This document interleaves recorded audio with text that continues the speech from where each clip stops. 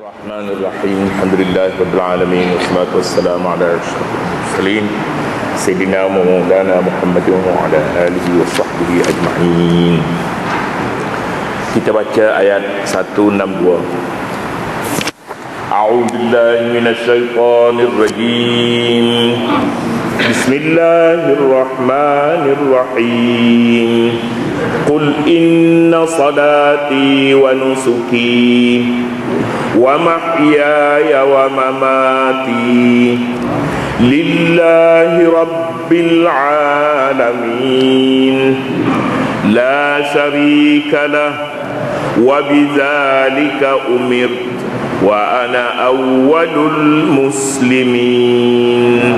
Sadaqallahul azim. Qul inna salati wa nusuki wa mahyaya wa mamati lillahi rabbil alamin. Katakanlah hai Muhammad, yang disampaikanlah, ajarkanlah mereka, sesungguhnya sembahyangku dan ibadatku, hidupku, matiku hanyalah untuk Allah, Tuhan yang memelihara dan mentadbirkan sekalian alam. Ini dia siratal mustaqim.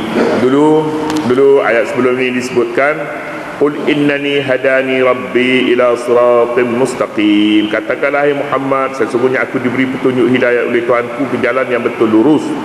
Jalan yang betul lurus dari sudut contohnya itulah dia contoh Nabi Ibrahim alaihissalatu wassalam. Nabi Ibrahim alaihissalatu wassalam yang telah memutuskan segala sekatan-sekatan dalam perjalanan tauhidnya. Sekatannya berhala, patung-patung diputuskannya, dan dia menyahut cabaran Allah, supaya menyembelih anaknya, berkorban. Juga Nabi Ibrahim alaihissalatu wassalam telah lulus dalam ujian ini dengan sebaik-baiknya. Kemudian dari sudut amalannya pula, siratal mustaqim ini macam mana? Dari sudut penghayatannya, inilah pula penghayatan siratal mustaqim ini. Inna salati wa nusuki, sesungguhnya doaku, sembahyangku, wa nusuki dan ibadatku, wa mahyaya dan hidupku, matiku, semuanya ini kerana Allah Subhanahu wa taala. Kerana Allah, yakni kepada Allah Subhanahu wa taala.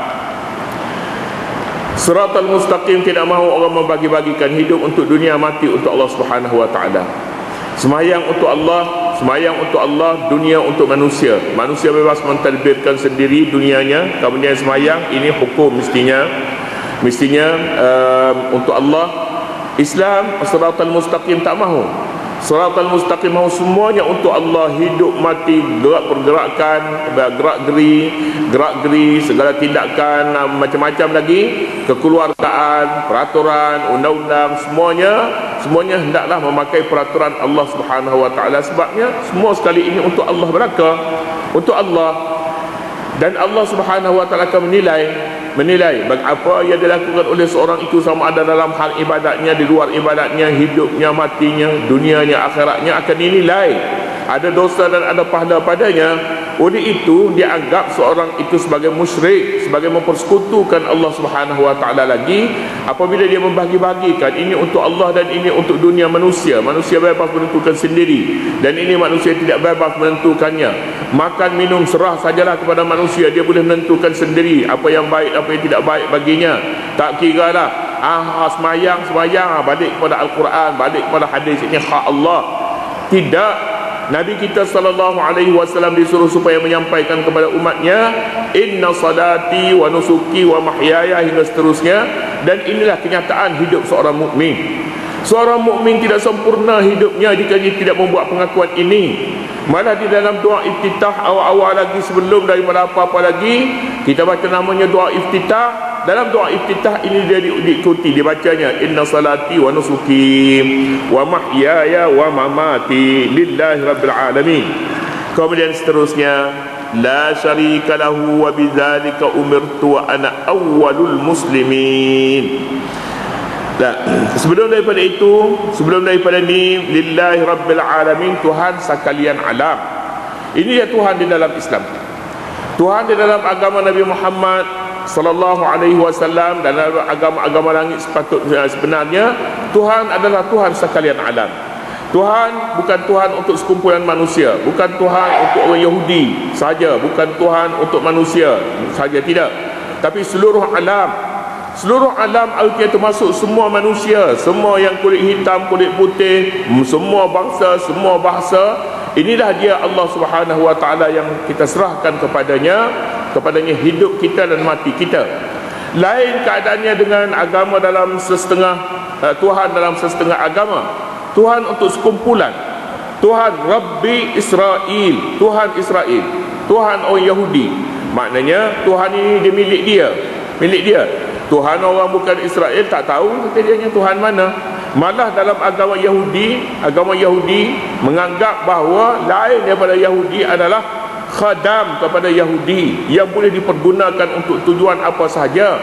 Jika perlu, manusia selain daripada Yahudi boleh dibunuh demi untuk kepentingan Yahudi kerana Yahudi saja yang ada Tuhan. Tuhan mengizinkan untuk Yahudi, sebab Yahudi ini anak-anak Tuhan. Darah Yahudi adalah darah bersih, segala-galanya dia jadi Allah untuk kepentingannya, untuk kepentingan orang Yahudi. Tidak, Quran katanya lillahi rabbil alamin, la syarika lahu, tidak ada sekutu baginya.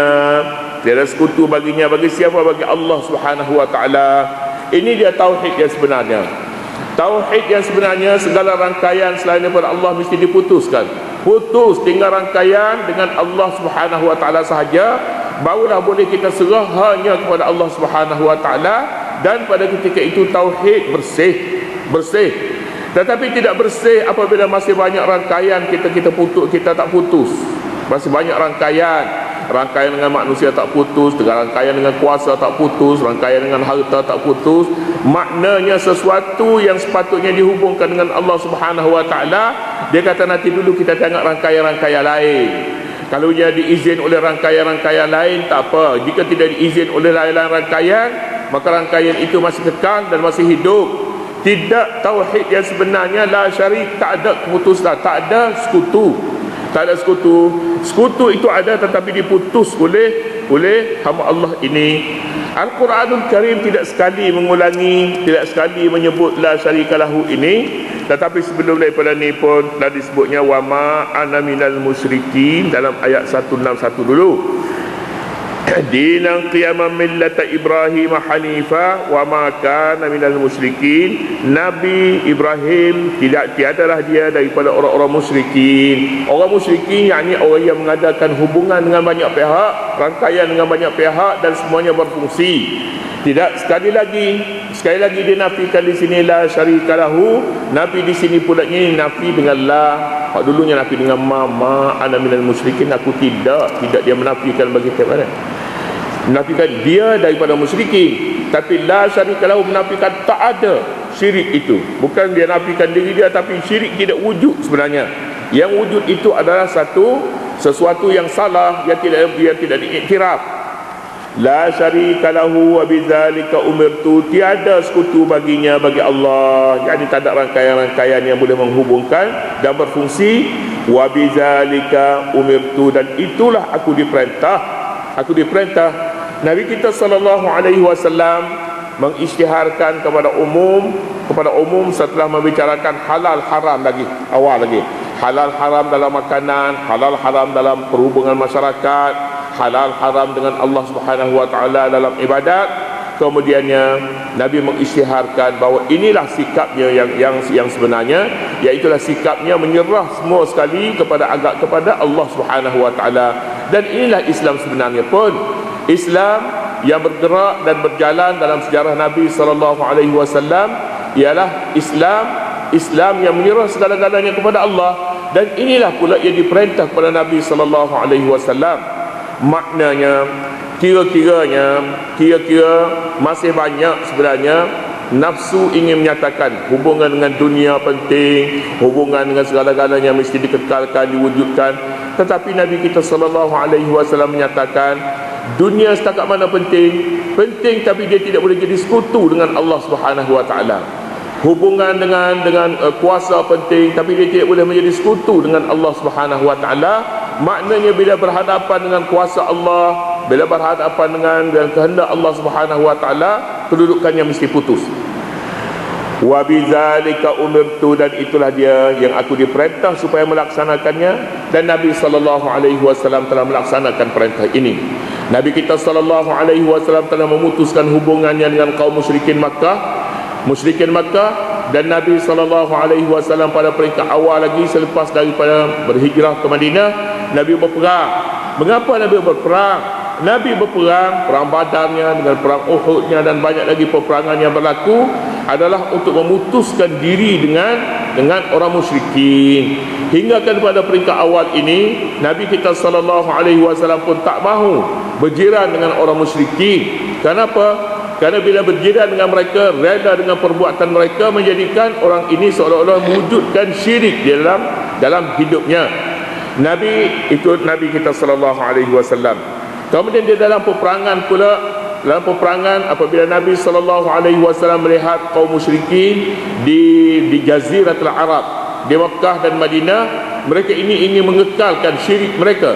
Nabi halau Yahudi, Nabi perang musyrikin, perang supaya musyrikin tidak wujud. Kemudian pula pada zaman Umar bin Khattab radhiyallahu anhu, Sayyidina Umar bersumpah, katanya la akhrujanna al-musyrikin min jaziratil Arab, aku akan keluarkan orang musyrikin daripada kepulauan Arab ini, maknanya daripada negeri Mekah. Mengapa? Kewujudan mereka sangat berbahaya kepada Islam. Kewujudan mereka artinya wujudnya berhala. Kewujudan mereka artinya wujudnya syirik kepada Allah Subhanahu wa taala yang telah dinafikan oleh Nabi sallallahu alaihi wasallam sejak awal-awal lagi. Tetapi sikap dia dalam Islam ni seperti mana yang selalu kita sebutkan, membezakan di antara agama dengan orang yang tak ada agama. Musyrikin tidak ada agama. Agama mereka ialah patung dan berhala. Patung dan berhala.